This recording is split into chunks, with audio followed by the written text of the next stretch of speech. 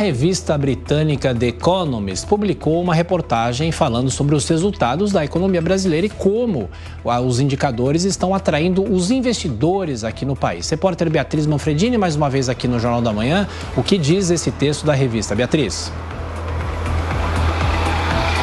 Olha, Tiago, a revista The Economist elogia a economia brasileira e diz que, ao contrário das expectativas iniciais, quando Lula venceu a eleição em outubro do ano passado, que, de acordo com o artigo, estremeceram os investidores, a economia no Brasil vem ganhando espaço e vem melhorando bastante. O título desse artigo, que saiu ontem, então, na revista britânica, é "Investidores estão cada vez mais otimistas com a economia brasileira". E aí embaixo, no subtítulo, eles dizem o seguinte: um ministro das Finanças eficiente e o contexto internacional favorável ajudam nesse cenário.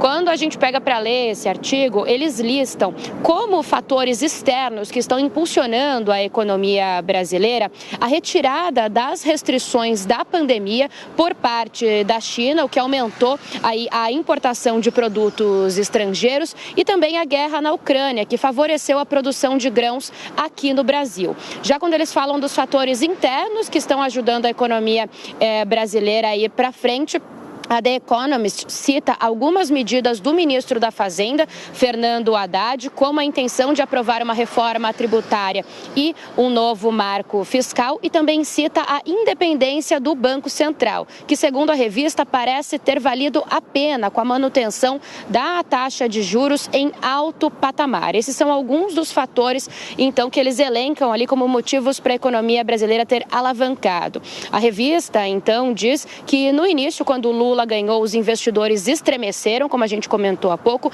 e relembra a recessão econômica de 2016, quando Dilma Rousseff estava deixando a cadeira no Palácio do Planalto e dando lugar ao ex-presidente Michel Temer. Mas dizem, então, que agora, depois de 6 meses de governo, é possível ver que Lula vem alavancando a economia com, então, esses fatores que estão contribuindo. A The Economist cita alguns indicadores, internacionais que dão aí luz a essa situação, esse cenário, e diz, inclusive, que em março uma pesquisa mostrava, que 90% dos gestores de fundos e analistas brasileiros tinham uma visão negativa do governo Lula. E esse número agora caiu para 44%. Por fim, eles dizem que o Brasil tem um grande potencial de energia limpa e pode se tornar uma potência verde, e que isso, então, também impulsiona a economia, e citam também os esforços de Lula para fechar um acordo entre Mercosul e União Europeia. Por fim, o artigo da The Economist finaliza,